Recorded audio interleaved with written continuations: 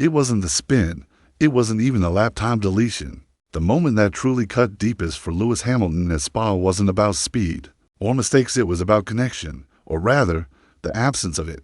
Track limits, turn 4, we are out. That's all Riccardo Adami, Hamilton's new race engineer at Ferrari, said over the radio. Cold, factual, robotic. It was a message meant to inform, but it echoed like a door closing. In that flat tone, what should have been a chance to offer comfort or even frustration felt transactional, empty. And that's when it really hit. This wasn't Bono. This wasn't Mercedes. And in that silence afterward, fans all over the world felt the same thing. This doesn't feel like home. Earlier that day, Hamilton had already spun during the sprint shootout, a rare, almost unthinkable mistake from a 7-time world champion. He ended up 18th, and then, in Q1 of the Grand Prix, qualifying itself, he seemed to claw some rhythm back. The lap was fast enough to move on, but it didn't count. Deleted for track limits. Turn 4, again, gone.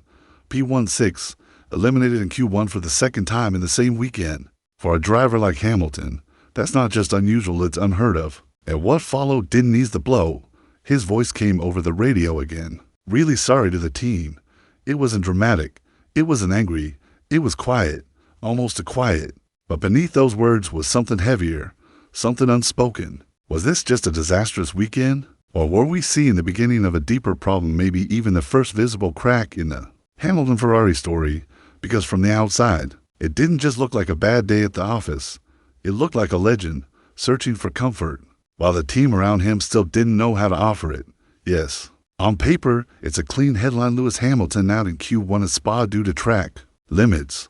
But racing is never just about the numbers. Look closer, and the data paints a more complex picture, one that reveals how fine the margins are inside Ferrari right now, and how uneasy Hamilton still feels within the narrow setup window of the SF5. So let's break it down, starting from the basics. Spa-Francorchamps is a circuit that demands more than just raw speed. It demands trust. Trust in the car's balance, in the rear-end stability through fast-flowing corners, and in the aerodynamic package that glues everything together at over 300 kilometers per hour. This is where Lewis Hamilton's problems really began. From the very first practice session, the signs were there. Under medium-load corners, particularly the tricky turn to 2 for complex, Hamilton's SF25 showed signs of rear instability. On throttle, the car twitched and danced more than it should have. Ferrari had opted for a trimmed rear wing setup to claw back straight-line speed against Red Bull and McLaren, but that came at a cost: less downforce, especially mid-corner. And in Spa, where lateral stability is king, that trade-off quickly turned into a liability. On his deleted Q1 lap, the data shows Hamilton approached turn 4 to kilometers per hour faster than Charles Leclerc. He was pushing, committed, aggressive, but without the same rear-end trust. That added speed tightened his line just enough to push the car wide on exit. One tire over the white line. Track limits violated. Lap gone. This wasn't carelessness. This wasn't overdriving.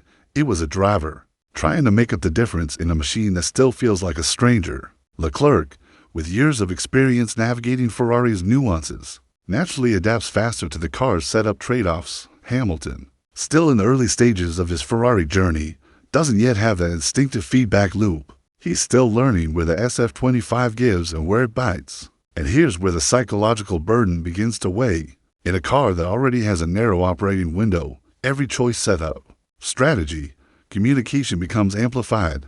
When you can't rely on the rear end, your confidence erodes. And when that happens, even a tiny overstep like turn 4 becomes inevitable. This wasn't just a deleted lap, it was a warning sign, a symptom of a deeper disconnect between driver, machine, and voice on the other end of the radio. Because in Formula One, it's not just about what the car does under you, it's about what the voice in your ear does to your mindset. For over a decade, that voice for Lewis Hamilton was Pete Bonington, Bono, and Bono wasn't just an engineer. He was a buffer, a stabilizer, a translator who turned data into reassurance and chaos into calm. At Spa, that voice was gone.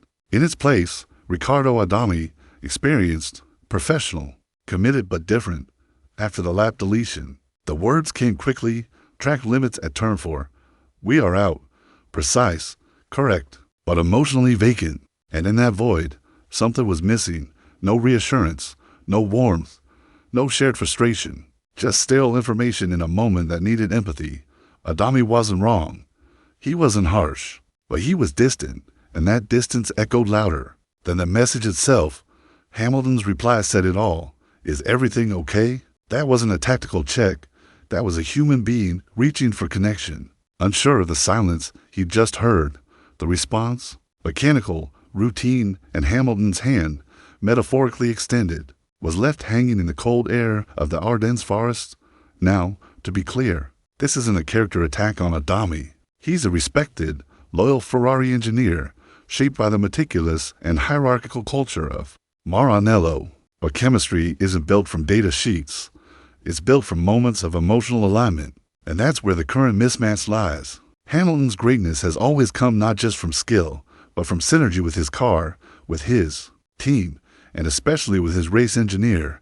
He doesn't just need instructions, he needs belief, encouragement, trust. And while Ferrari's engineering excellence is unquestionable, its ability to flex emotionally under pressure has long been one of its weaknesses. If Silverstone was the honeymoon phase of this Ferrari-Hamilton marriage, Spa felt like a rude awakening, a reminder that past success doesn't guarantee instant harmony. Lewis didn't just miss out on Q2, he missed the emotional connection that had carried him through hundreds of high-pressure moments in the past. And in Formula One, when the connection between driver and team falters, it doesn't just cost you time, it can quietly shift the momentum of a season. Heading into Spa, Hamilton was trailing Leclerc by 21 points in the Drivers' Championship. That might seem manageable, with half the season still ahead, but the concern isn't the size of the gap, it's the trend.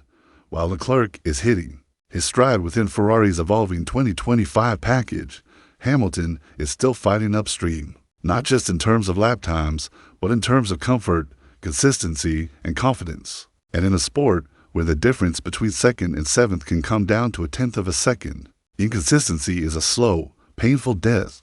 With his Q1 exit at Spa, Hamilton finds himself starting deep in the midfield surrounded by dirty air, compromised on tire strategy, and vulnerable to traffic chaos.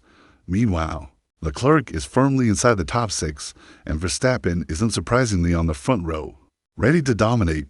Before the lights even go out, Hamilton's chances of gaining meaningful points in Belgium have been severely compromised. The damage wasn't just done by a white line on the edge of the track. It was done by what that line revealed: a world-class driver still searching for a home inside his new team. And this isn't just an isolated bump in the road, it's the second consecutive race where Ferrari's internal momentum has shifted further in Charles Leclerc's favor. Quietly but consistently, Leclerc is racking up the points, while Hamilton is still searching for stability. And in a season this tight, those internal imbalances carry real weight. In the Constructors' Championship, Ferrari is locked in a fierce three-way battle with McLaren and Red Bull. Every point matters. So when one driver brings home 10 and the other brings home 2 or worse, none is not just a disappointing weekend. It becomes a strategic liability. While Hamilton is still trying to adapt to the nuances of the SF25 and rebuild his confidence, McLaren and Red Bull are fielding the drivers who are fully dialed in, operating in sync. That's the real difference this season. The margins aren't just measured in lap times, they're measured in harmony. And right now, Ferrari is a symphony missing a note. There's a pattern we've seen before. Every time a world-class driver joins Ferrari, the opening chapter feels the same: a wave of excitement, hope, and the irresistible charm of wearing red. From Fernando Alonso to Sebastian Vettel, and now Lewis Hamilton, the script begins with promise. But what comes after, that's the part they don't talk about in the glossy unveiling videos. Because behind the romance of Ferrari lies a complicated reality: integration, trust building, and the quiet battle between a driver's instincts and Ferrari's deeply embedded systems. And that's where Hamilton's Spa weekend begins to echo. History takes Sebastian